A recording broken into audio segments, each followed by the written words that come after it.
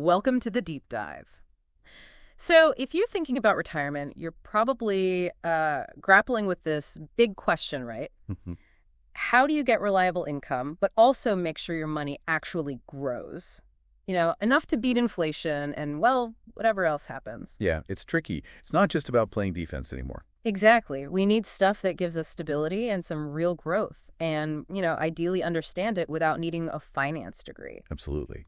And that's really what we're digging into today. We looked at some research, specifically this source, high-yield, low-stress retirement investments, and pulled out a couple of interesting high-yield ideas. Okay. And these aren't like speculative bets. Yeah. We're talking about real businesses, real cash flows, aiming for that, sweet spot. Yeah. Good returns, not too much stress. Right, tangible businesses.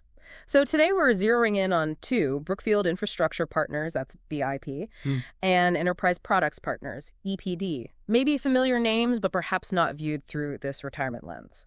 Let's start with BIP, Brookfield Infrastructure Partners. Think about all the essential stuff that makes the world work, the things you don't really notice until they break. Okay, yeah. That's pretty much BIP's playground. So infrastructure, that sounds kind of broad. What does BIP actually own? It is broad, but think specifics. Utilities, power, water. Data centers, crucial for, well, everything digital now. Right. They also have railroads, toll roads, ports, pipelines. I mean, really fundamental things. Global stuff. Okay, so foundational, maybe even a bit boring. Why is that exciting for someone planning retirement? Because of the structure, how it pays out. BIP is a limited partnership, Okay. which means it passes a big chunk of its earnings straight to investors. It's called a distribution, basically like a hefty dividend. And it's consistent. Very. And here's the key part. They target growing that distribution 5 to 9% every year. And, their track record, they've pretty much hit that target. Wow, okay. 5-9% growth on top of the current yield, which is what, around 5%? Yeah, about 5.3% right now. You can see how that compounds. The source mentions turning like $100 K into a serious income stream over time. Exactly. It's that combo solid income now, plus that steady growth path.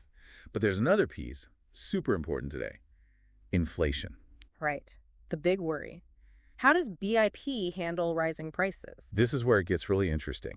A lot of BIP's revenue, it's tied to inflation through contracts or regulated assets where costs can be passed on. So prices go up, the revenue kind of follows. Pretty much. It's a natural hedge. While, regular bonds might get eaten away by inflation, BIP has this built-in protection. That sounds like a huge advantage. But the source mentioned a catch. Something about taxes. A K-1. Yeah, good point. Since it's a partnership, you don't get the usual 1099 form.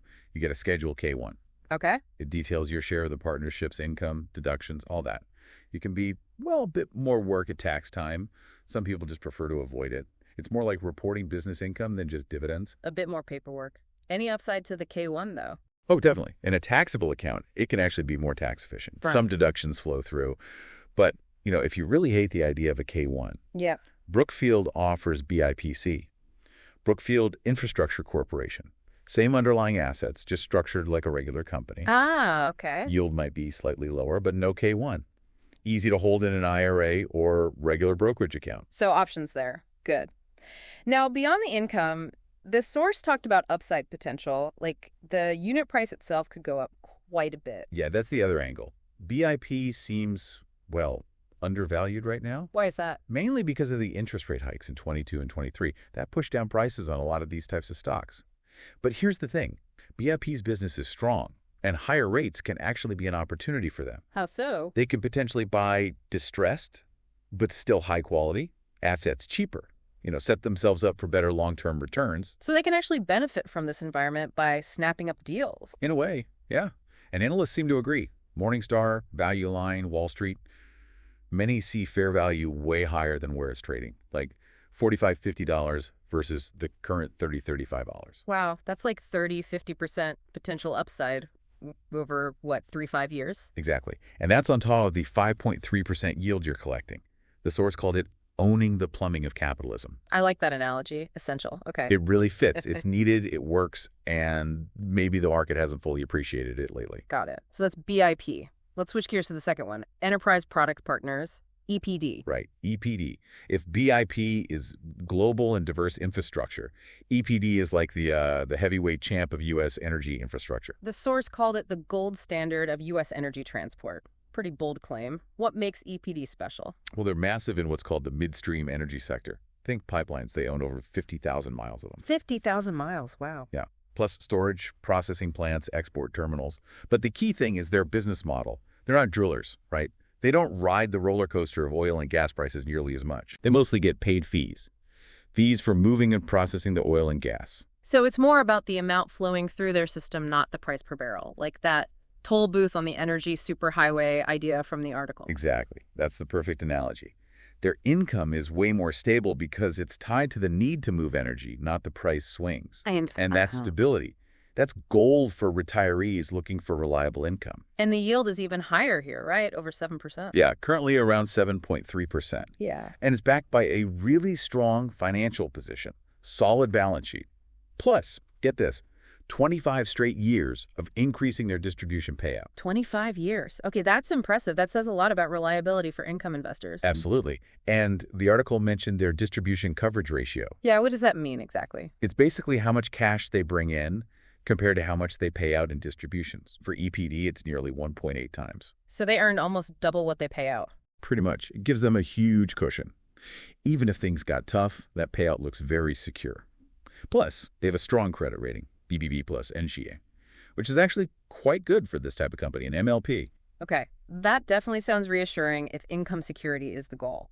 The source also mentioned family control being a plus. How so? Right. When the founding family still has significant ownership, like with EPD, management tends to think long-term, like decades long-term, not just quarter to quarter. Less pressure for short-term results. Exactly. You often see more focus on sustainable growth, smart investments, rather than, just trying to pop the stock price for the next earnings call. It's a different mindset. Makes sense. A more patient approach. Now, EPD is also an MLP, like BIP, so same K-1 tax form. Yep, same deal. Issues a K-1.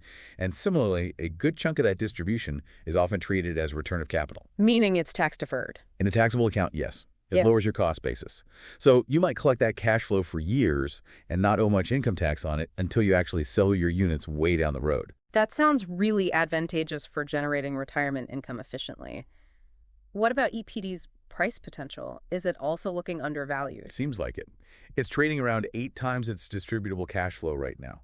Historically, that's on the low side for EPD. Okay. Analysts are generally looking at fair value targets around $33 to $75, while the price is closer to $27, $28. So maybe 25–30% upside potential there over the next few years, plus the 7% plus yield. That's the idea. You're getting paid quite well, over 7%, while you potentially wait for the market to recognize that value. And what might drive that value recognition? What are the tailwinds? Well, big picture. Yeah. The U.S. is exporting more and more energy. LNG, liquefied natural gas, is a huge part of that. Right. And EPD has critical infrastructure to support that pipelines, export terminals. Yeah. So rising global demand for U.S. energy helps them directly. Plus, they've been really disciplined with their spending, focusing on projects that generate good returns. Okay, so we have BIP and EPD individually. What about putting them together? What's the combined picture look like for retirement income and growth? It gets pretty compelling. The source used an example. Say you invest $200,000 split evenly, $100 in each. Okay. Right now, based on current yields, that would generate about $12,600 a year in income. That's about $1,050 a month. $1,050 a month right away. That's significant, and that income should grow, based on what you said earlier. Exactly. That's just the starting point. With the distribution growth targets from both, plus that potential price appreciation if they move towards fair value, that annual income could realistically climb towards, say, $15,000, maybe even $18,000 over time.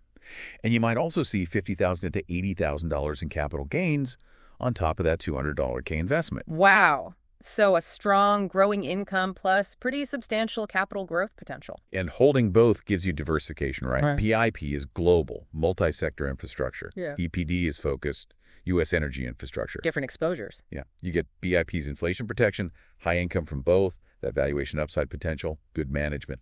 And interestingly, both tend to be less volatile than the overall stock market, the S&P 500. So steadier. Generally, yeah. Like the source said, they're not flashy growth stocks. They're more like slow, steady tanks for building wealth over the long haul. Okay, so how do these two, BIP and EPD, stack up against more traditional retirement income plays, like bonds? Good question. Bonds, right now, most investment grade ones yield maybe 4 or 5%.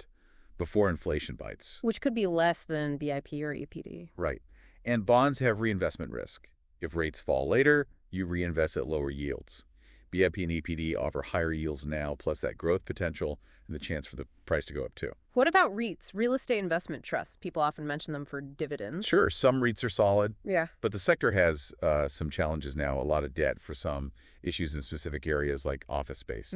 Interest rates also pressure them. BIP and EPD give you that infrastructure exposure, but without the specific real estate baggage and maybe less reliance on speculative growth. And dividend ETFs, popular ones like VIG or SCHD. Yeah, those are fine choices for dividend growth, but look at the yield, usually around 2.5%, maybe 3.5%. Okay, much lower. Much lower. That might be great when you're younger, accumulating wealth, but if you need income now in retirement, it might not be enough. BIP and EPD offer basically double the yield, arguably with similar risk, and maybe even better total return potential long term. So the big message seems to be you can get solid, sleep-at-night income for retirement plus growth without chasing super risky stuff. Exactly. Sleep well income with growth optionality, as the source put it. That sums it up nicely. High yield, but maybe lower drama than some other high-yield areas. So summing it up, BIP and EPD offer dependable, growing income, a potential inflation hedge, valuation upside as a safety margin, and essential business models. Yeah, they might not be trending on, whatever social media platform is hot right now.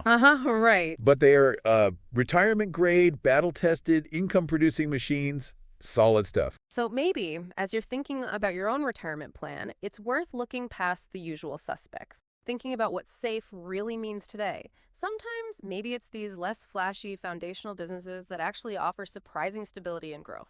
Definitely something to consider. Thanks for taking this deep dive with us.